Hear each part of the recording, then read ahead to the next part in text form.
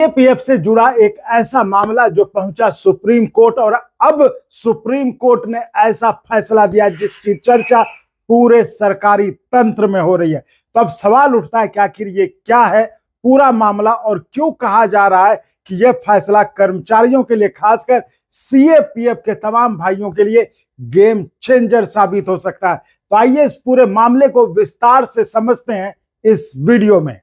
नमस्कार, मैं चंदन कुमार और आप देख रहे हैं देश भर के कर्मचारियों की भरोसेमंद आवाज अंगवानी, जहां हम सरकारी कर्मचारियों, पेंशनर्स और नौकरी से जुड़े महत्वपूर्ण मामलों की सबसे भरोसेमंद जानकारी लेकर आते हैं। अगर आप सरकारी नौकरी, पेंशन, वेतन आयोग और कर्मचारियों के अधिकारों से जुड़ी खबरें सबसे पहले पाना चाहते हैं तो चैनल को सब्सक्राइब कर लीजिए और वीडियो को लाइक जरूर कीजिए। तो अब आते हैं कि आखिर खबर क्या है, आखिर सुप्रीम कोर्ट ने क्या कहा है फैसले में। तो सुप्रीम कोर्ट ने अपने एक महत्वपूर्ण फैसले में कहा है कि दिल्ली हाई कोर्ट केंद्रीय सशस्त्र पुलिस बलों यानी सीएपीएफ के कर्मचारियों की सेवा समाप्ति यानी बर्खास्तगी से जुड़े मामलों की सुनवाई कर सकता है। दिल्ली हाई कोर्ट केवल इसलिए सुनवाई से इनकार नहीं कर सकता कि जिस घटना के कारण कार्रवाई हुई वह दिल्ली के बाहर हुई थी। तो यह फैसला एक बीएसएफ कांस्टेबल के मामले में आया है। अब हम आपको बताते हैं कि आखिर ये पूरा मामला क्या था। जी हाँ, बीएसएफ के कांस्टेबल पर आरोप था कि उसने अपनी पहली पत्नी के जीवित रहते हुए उसकी अनुमति के बिना दूसरी शादी कर ली।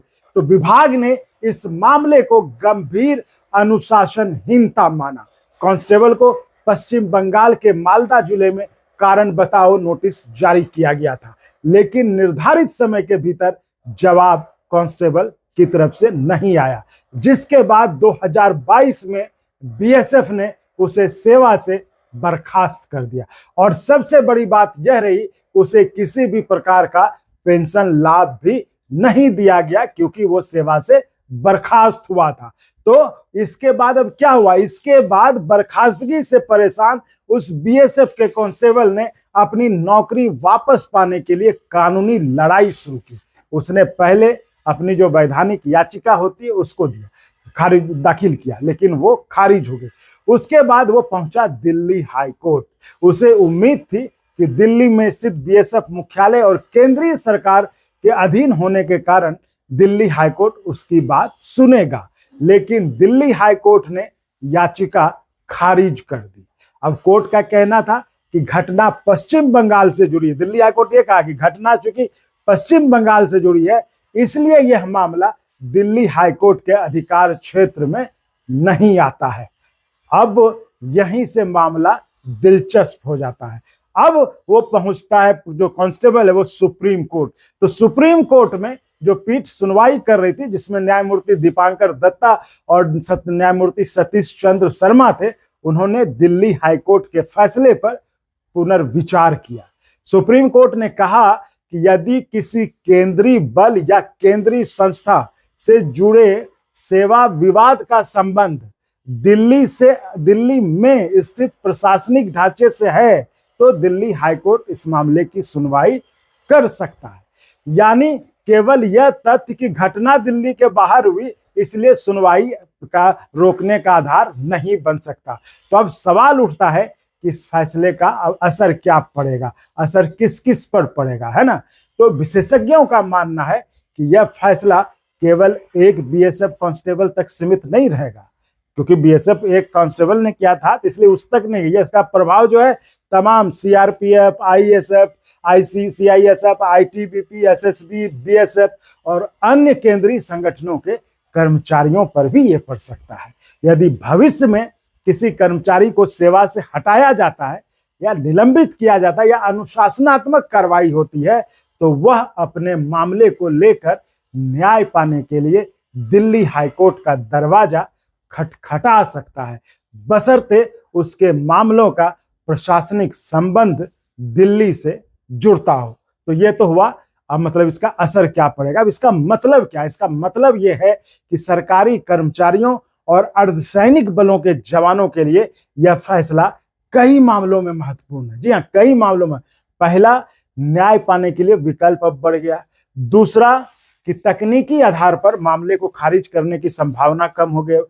तीसरा, कि कर्मचारियों को यह भरोसा मिलेगा कि अब केवल भौगोलिक कारणों से उनकी याचिका ठुकराई नहीं जाएगी। हालांकि देखिए, यहाँ पे चीज क्लियर कर लीजिए, इसका मतलब यह नहीं है कि हर मामला दिल्ली हाईकोर्ट ही सुनेगा, है ना। इसका मतलब यह नहीं हुआ कि हर मामला दिल्ली हाईकोर्ट ही सुनेगा, लेकिन यह जरूर है कि अधिकार क्षेत्र की व्याख्या अब पहले से व्यापक हो गई, अब क्लियर हो गई। तो अब सवाल उठता है कि क्या इससे बर्खास्त जो कर्मचारी था, जो बीएसएफ कांस्टेबल बर्खास्त हुआ था, क्या उसको ये नौकरी वापस मिल जाएगी? तो इसका जवाब है नहीं। इस फैसले को गलत तरीके से नहीं समझना चाहिए। सुप्रीम कोर्ट ने यह नहीं कहा कि बर्खास्तगी गलत थी।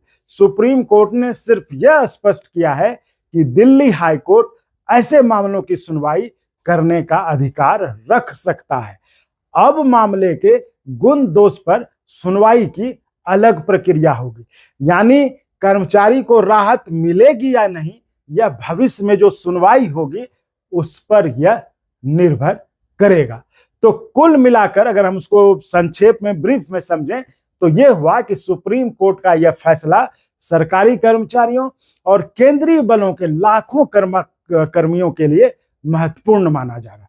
यह फैसला बताता है कि न्याय तक पहुंच केवल भौगोलिक सीमाओं में बंधी नहीं होनी चाहिए, और यही कारण है कि कानूनी विशेषज्ञ इसे कर्मचारियों के अधिकारों के दृष्टिकोण से एक अहम फैसला मान रहे हैं। तो साथियों, आपकी राय क्या है? क्या सुप्रीम कोर्ट का यह फैसला कर्मचारियों को न्याय दिलाने में मदद करेगा, या फिर इससे अदालतों पर मामलों का और बोझ बढ़ेगा?